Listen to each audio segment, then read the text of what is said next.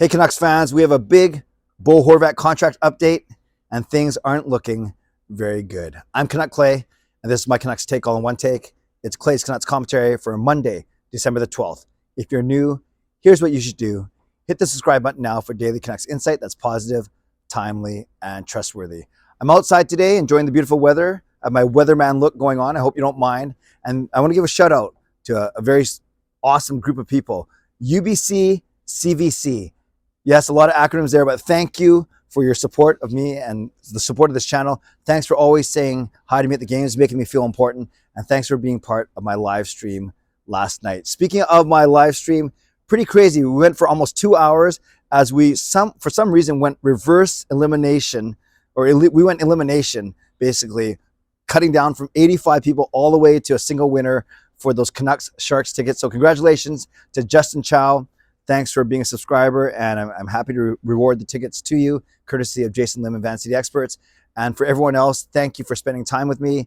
And if you didn't watch it, make sure you go check out the replay. It took an hour to give away the tickets, basically. And for those of you that were there, I apologize for the 2 hours of your life that you are never, ever going to get back. Let's talk about, tonight, Canucks After Dark, me and Parker at 10 p.m. And I'll do my own show just after 11 o'clock here on this YouTube channel. And I think one thing we're going to be talking about tonight is indeed this Bo Horvat contract news. Now, it was broken by Rick Dhaliwal on Donnie and Dolly this morning. You guys know I have a lot of respect for Rick Dhaliwal. I think he's very well connected. He's not clickbaity. He doesn't do stuff just to get a rise out of people.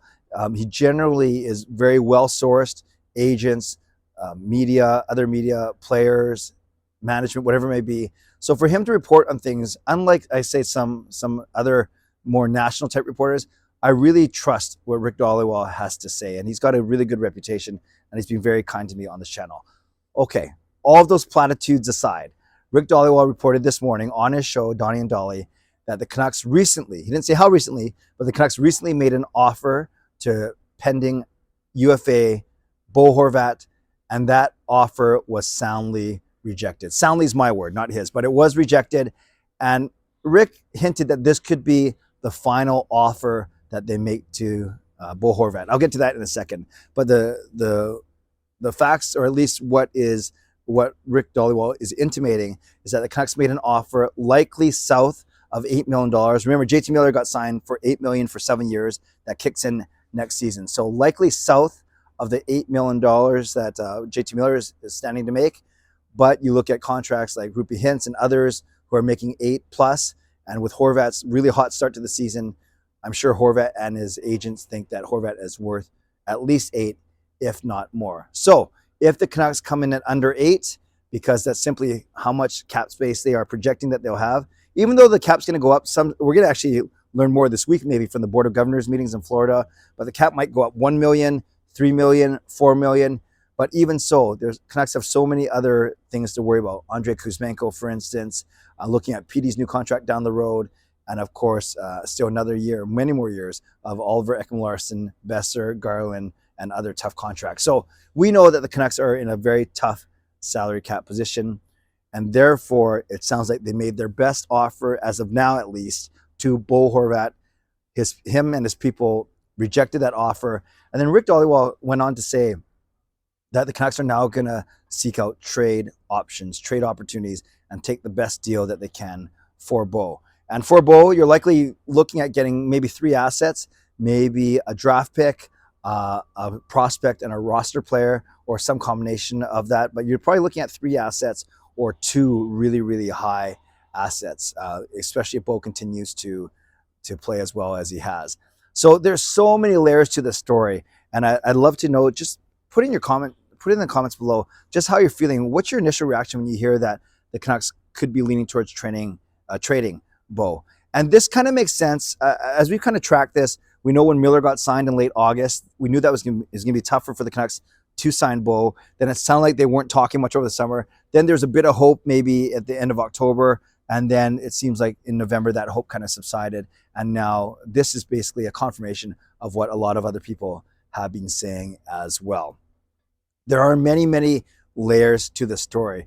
One of them is maybe the negotiations aren't done yet, but this is like just one step in a series of steps in these negotiations, negotiating through the media, not through the media, behind closed doors, in public, whatever it is. You know, it could simply be the agent going to Rick Dhaliwal and say, hey, go. I don't think this is the case, but for example, he could go to Rick and say, hey, I'll give you this scoop, maybe say something on the show, and then guess what?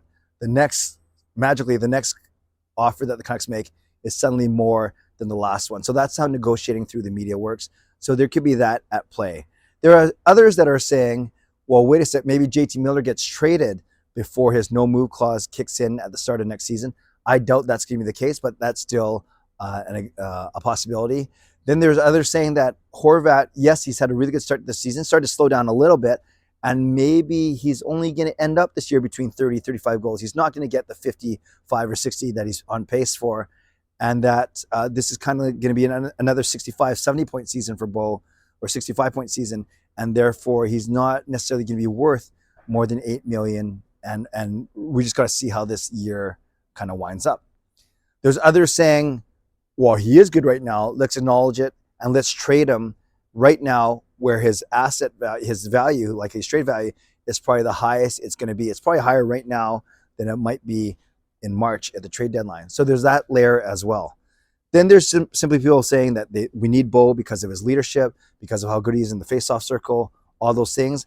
Others saying, well, this team hasn't really won with him as captain. Is he captain material? We have someone like Pettersson who could be waiting in the wings. And some people just saying that Miller, even though he has a penchant for giving the puck, turning the puck over at inopportune times, that Miller might still be the more complete player than Bo. So there's so many layers to the story.